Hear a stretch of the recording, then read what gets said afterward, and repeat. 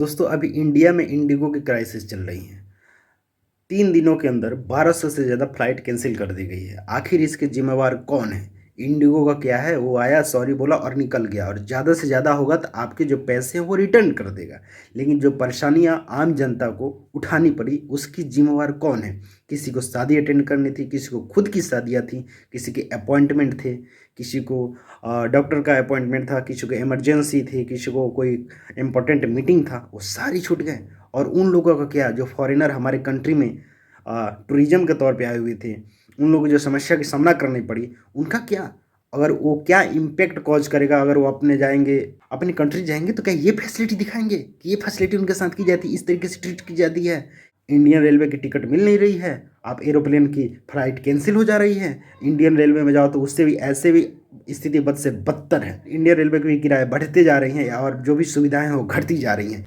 देखो दोस्तों, अगर जिस देश में ना मोनोपोली होगा ना, तो यही होगा। अगर सारी चीज़ें, सारे सिस्टम किसी एक हाथ में दे दी जाएगी ना, तो मोनोपोली होगा। बताइए, इस क्राइसिस में और एयरलाइंस वालों को थोड़ा सा भी मानवता नहीं है। 45,000, 60,000, 70,000 तक किराए बढ़ा दी गई हैं। जो सांसद संसद भवन में जाते हैं और आवाज़ उठाते हैं कि समोसा का साइज कहीं छोटा है, कहीं बड़ा है, कहीं रेट कम मिलता है, कहीं ज़्यादा मिलता है, इन चीज़ों पर उनका ध्यान नहीं जाता है कि रेट जो बढ़ा दिए जाते हैं, अपने मन से बढ़ा दी जाती है, उसको एक फिक्स रेट कर दी जाए कि इससे ज़्यादा कोई रेट नहीं बढ़ा सकता है। अगर आम जनता जाए तो जाए कहाँ? और सरकार को भी इससे कोई मतलब नहीं है। सरकार को अब से वोट मिल ही जाती है, जाति धर्म के नाम पे अपना सरकार चला रहा है, उससे आपको कोई मतलब नहीं है। लेकिन आपको सवाल उठाना है ना जी। और आपसे मेरा ये भी एक बहुत दिल से निवेदन है कि वहाँ जो स्टाफ है इंडिगो के, उससे आप बदतमीजी नहीं कीजिए।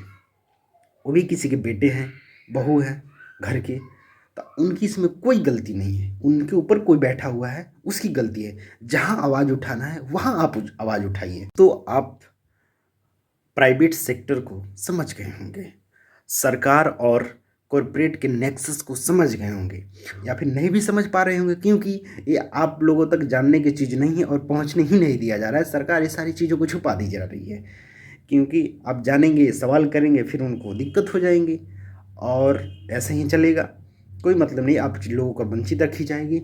जो प्रधानमंत्री बातें करते हैं, हवाई चप्पल पहनने वालों को हम हवाई जहाज में बिठाएंगे, ये स्थिति रहेगी। इस तरीके से हवाई चप्पल बैठने वाले हवाई जहाज बैठेंगे? बताइए, कल तक हमारे देश में इतने सारी एयरलाइंस होती थी, आज केवल मात्र 1 से 2 है, ज़्यादा से ज़्यादा 3 है। तो क्या होगा? यही होगा ना। इसका कौन जिम्मेवार हो सकता है? बताइए, जनवरी में नियम आता है और दिसंबर में उसे वापस ले लिया जाता है। आखिर क्यों? आप लोग सवाल सरकार से कीजिए और जो अपनी सुविधाएं हैं उसके लिए आवाज़ उठाइए। मैं ना तो कांग्रेस का समर्थन कर रहा हूँ, ना ही किसी का सपोर्ट कर रहा हूँ। मैं जो जेन्युइन मुद्दा है उसका मैं अपना आवाज़ उठा रहा हूँ, आम जनता की परेशानियों को देखते हुए। आज हर एक तबका परेशान है, परेशानी। यही निवेदन है आप सभी से कि इस सारी चीज़ों को जल्द से जल्द क्लियर की जाए और जो सुविधाएं हैं, जो जनता को परेशानियां मिल रही है, वो परेशानी से दूर करी जाए और जनता हित में काम करी जाए। जय हिंद, जय भारत।